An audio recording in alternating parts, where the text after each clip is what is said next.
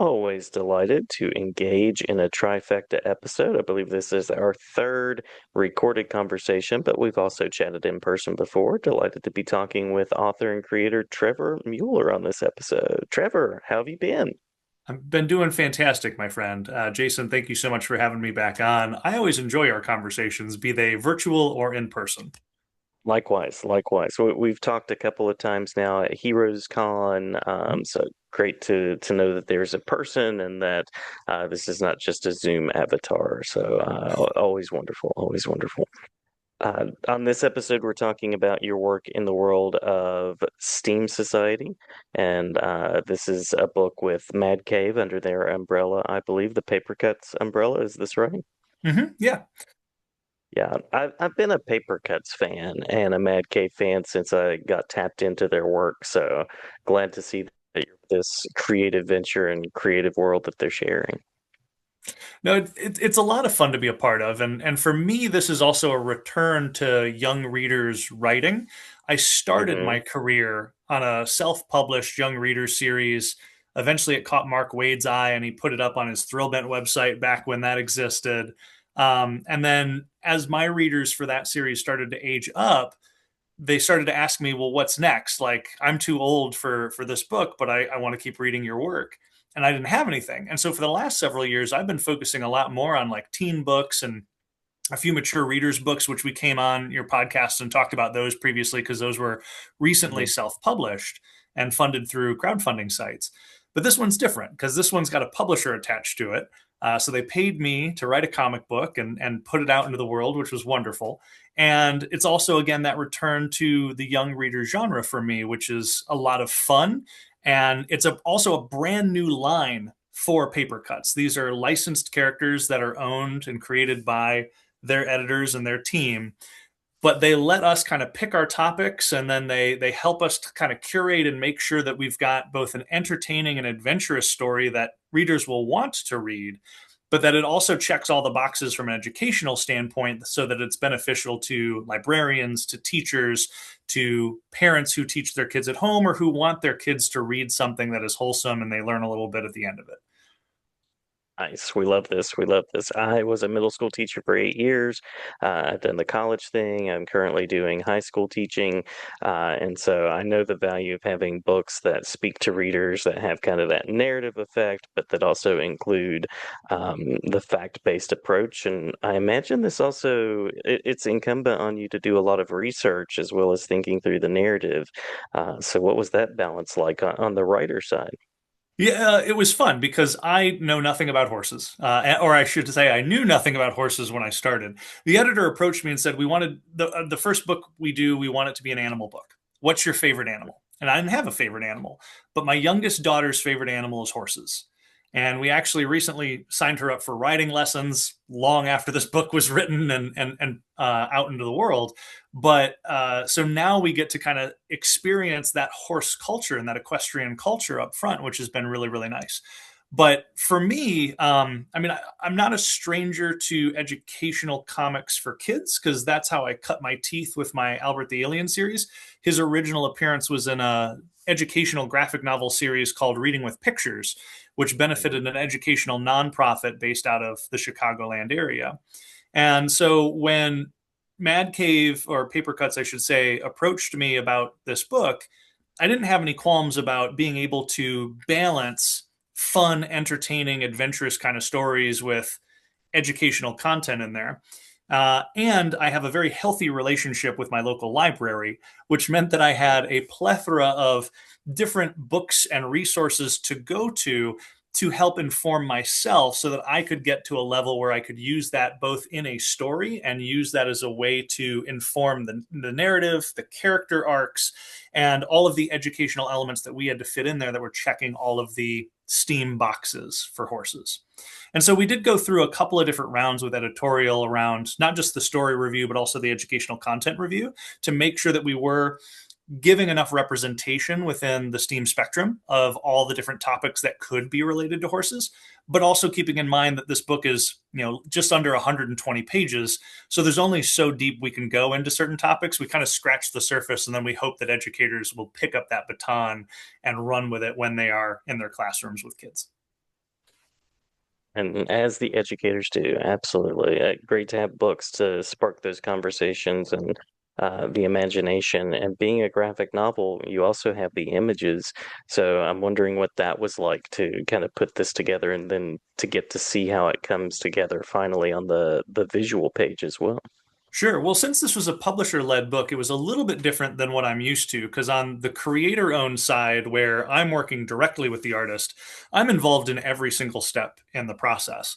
The editor over here, Adam Walenta, who's a friend of mine, was very inclusive in trying to keep me informed on that process as he was selecting the artist that would be best, and he was soliciting my feedback on what I thought about how these artists were representing the characters and the horses and the animals and all those pieces on there. But for this one, he really had an artist in mind as soon as I had mentioned horses. And he found the perfect artist because this artist really can draw the animals and capture the majesty of them, the culture of them, and the representation of them as we go through some of the evolution elements and pieces like that. So it's a very, I think, big challenge from an art side to do a book like this because you really have to base it in reality. And so when we were putting together the scripts, we had a lot of reference links and images, and I maintained a full bibliography for my editor and also for my artist, so that when I was referencing a particular type of writing equipment or location or something like that, there were a lot of different references for them to go to because they don't necessarily have access to the same book that I do at my library, right? And so it's how do I make sure that we're seeing the same thing, we're kind of envisioning the same piece. And then he also has the flexibility to take that source material and make it his own. He's not just copying an image or transcribing something from a website. He can actually know it enough and see it from enough angles that he can do what he needs to do to make it appear on the page the best that it possibly can. And I will say that I've done a few of these Steam books. They've already announced Horses Music also comes out in April, and I've done a few more after that. If the books sell well, then those books will come out into the world. But my process has really evolved as I've been working with a lot of different artists because there's different artists for each of these books, and so trying to figure out links sometimes break or links sometimes don't work if your artist is sitting outside of the United States. And so, how do we end up evolving that from a scripting perspective? And so, my scripts have become rather robust, not necessarily because I'm putting a lot of details in there, but because now I'm just capturing images and throwing them into the script so that we've got all of that within a single document. And then that way, the editor and the artist can both just reference the same single page as we're going through any of those reference pieces. So, long answer to a short question, yes, a lot of research involved, a lot of change in process, I think, from a typical writing cycle. And because we're working with a publisher, the editor tends to kind of be that go between when it comes to interpreting that vision from the script and helping the artist to transcribe that onto the page. But again, Adam has also been very generous to keep me involved in that process and allow me to kind of provide some feedback as we are seeing some of those steps along the way. Just a little bit of an adjustment from when I was doing my last crowdfunding thing, where I'm literally involved in every single step from the get Yeah. go. But again, refreshing and fun. Yeah, yeah, and Adam is a comics creator in his own right, so he has the knowledge of what creators want and how to go about that process. So it sounds like a wonderful partnership. Mm-hmm. Yeah, and he's got a vision for these books too, because he created these characters, this line. This is really kind of him saying there's an opportunity in a market here that Paper Cuts hasn't tapped into before in the teacher and library space. And because he is a former educator, because his wife works in the sciences, there's a lot of that in their family as well. And both of my parents both came from an educational background. My mother taught foreign language. My father was an administrator at several high schools throughout Michigan. And so teaching's kind of in the blood. And, I feel like we very quickly got in sync on what we were trying to accomplish, how we wanted to kind of do it. And then it was just trying to figure out what's the balance between the educational content versus the adventure content. How much can these characters potentially change or not change by the end of the story? Can we explore some of the origin stuff from the character Bibles that he had built up? And there were instances in some of the later volumes, like music, where I was allowed to kind of explore some of those characters' interests and origins a bit, which again, a lot more flexibility than you might end up getting from a publisher with a different licensed book, somebody with capes and cowls, perhaps. True, very true, very true. Uh, Now, if you're anything like me, growing up, you didn't see a lot of comics at school. Like there might be the occasional comics character, maybe the library would have a few, but curious about what you feel like this is going to open up for young readers that might be primed for this kind of experience. My hope is that, because this is prime for probably late elementary, certainly middle grade kind of readers, and because there's a different topic for each book that's coming out. Again, they've announced three, so we've got horses, we've got space, and we've got music. And as that library continues to grow, the opportunity to be on shelves within the school, either in a library in a singular spot or in the classrooms that are focused on those particular topics, I feel like becomes quite broad and quite interesting. And then the other piece too that I tried to incorporate within my book, knowing that horses has like a very niche kind of component to it, right? There's not necessarily an equestrian club at every school or anything like that, but there are a lot of careers that can involve working with the animals, whether you're riding them directly or not. And for me, that was a really important piece to include in the book so that somebody who is interested in working with horses but doesn't feel like they want to ride, but they're interested in dentistry. Well, there are dentists for horses. You know, somebody who's interested in metalworking and is curious about horses can get into metallurgy and be able to make horseshoes. So I feel like the applications for what we're putting into these books and the ability to capture that imagination and interest of the reader allows the teacher or the educator to then take that component and start to apply it to their lessons in a way that are very unique, in a way that a lot of prose books or even regular educational books don't necessarily capture that imagination and that interest in a way that a graphic novel does. So my hope is that we would see very strong adoption. And in my time working with Reading with Pictures, we did know that there was a thirst from educators and librarians to have more comics, more graphic novels in the classroom. It helps kids who are having difficulty grasping a concept, who may have some kind of reading disability, such as dyslexia or something like that. And it also helps with kids who are on the spectrum because they see the visual representation of the emotions of the characters, the adventures that they're going on. So it checks a lot of boxes within the educational world. And again, feels like a very strong opportunity to engage with those educators more to figure out what topics we should be doing next. What are they kind of prioritizing in there? And what are the areas of opportunity that they see with their students and the interests that they have? And that's a thing that I think Adam and myself are also very keen to understand too, as we start to think about how we want to advance the series and continue to figure out what titles to put into it.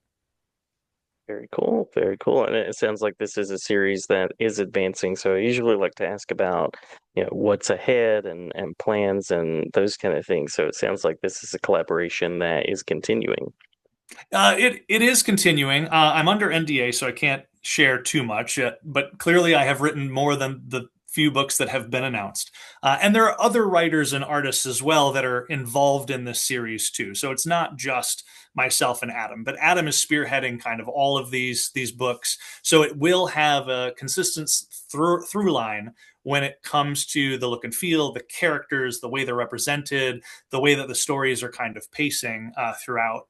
And then he and I have just kind of developed a shorthand through all the books that we've worked on here in terms of selection of the topics, the characters that we want to use for them, and then how we're kind of balancing that adventure education mix so that it does keep readers' interests without making it feel like they're in a lecture, yet simultaneously they are, enjoying learning about a thing. I mean, for me, when I was doing horses, I just sat there and I wrote down a series of fun facts. And it was literally just like, what's a fun fact about horses that I didn't know that would be kind of a cool thing to mention to somebody in passing or at a party or something like that. And that was how I started my bibliography and kind of my outline for the book. And then how do you make that fun? And then how do you weave that into the adventure that the kids are going on? And then how do you start to turn that into the overarching story and plot line that concludes by the end of the story? And so thankfully we've been getting very strong reviews from this book, which has been very, very wonderful. Because when you're learning in it, because it's stated like a fun fact and it's put in this in the context of an adventure, it doesn't feel like you're actually learning a thing. And that was the Mhm. goal. And so the fact that people picked up on that, I was very, very pleased with. Nice. Where can people go to find out more? Where can they check out material about your work, current work, and the STEAM series? Yeah, so the S.T.E.A.M books are available on Papercut's website. They are also available at your local bookstore or comic book store. You can order these through any of the systems there. Ask your library to pick it up if they have not already. Papercuts.com has an entire page dedicated to the Secret S.T.E.A.M Society series, where you can either order currently available books or pre order the next books that they've announced within the series as well. My stuff is all available at trevoramueller.com. And then you can follow me at Trevor A. Mueller on all the social platforms as I'm talking about this and some of the other Paper Cuts books that I'm doing. Because I'm also working on, unrelated to education, a series called Bat Pat, which is an adaptation of a European book series. It's a bit like Scooby Doo, except it's a talking bat instead of a dog. The mysteries that he and his kid friends investigate involve real monsters, but the monsters aren't scary. They need our help with something and they don't know how to ask for it. And it's an incredibly cute Nice. series. And they volume one of that came out at Halloween last year, and they've already announced that volume two will be coming out around April as well.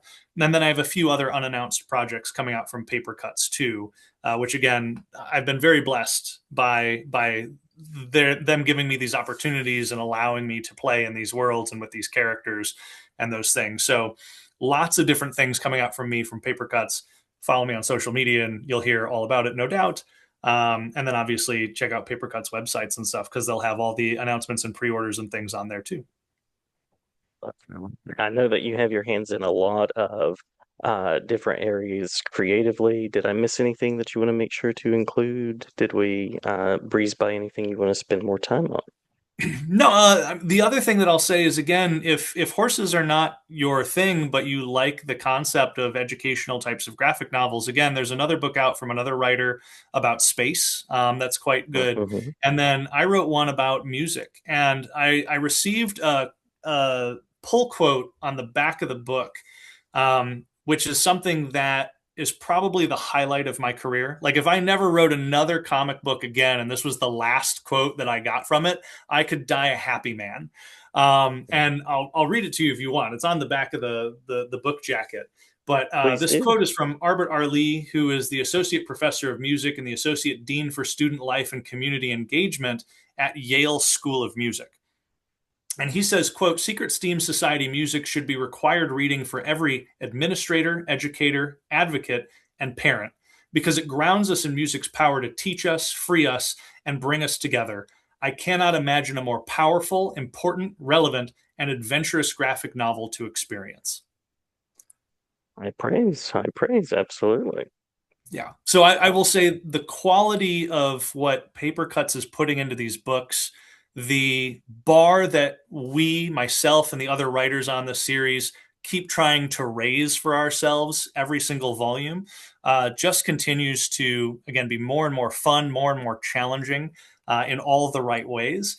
And I think it's producing a book series that has some of the highest quality of these types of graphic novels that I've ever seen. And I've been doing this for 20 odd some years. So I'm, nice. I'm very proud to be a part of it.